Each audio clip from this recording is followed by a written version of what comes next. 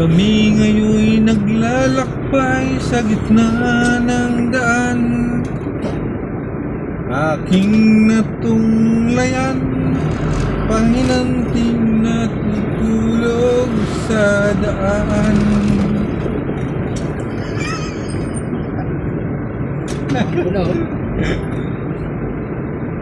Di namin alam bakit siya'y puyat na lang. Natulog naman siya ng maaga, ngunit siya'y puyat pa rin. Ngayon siya'y antok na antok pa rin.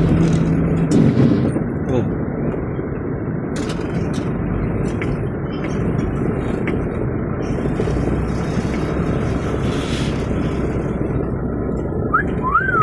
Yun o, talagang nagmumulat siya, baka narinig ng sipol eh.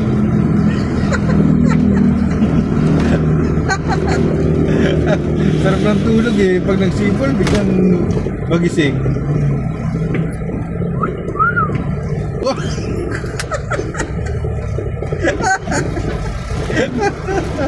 Ay, naku. Kaya ba yan o? Naka-video ka o? Kanina pa yan? Viral ka ngayon.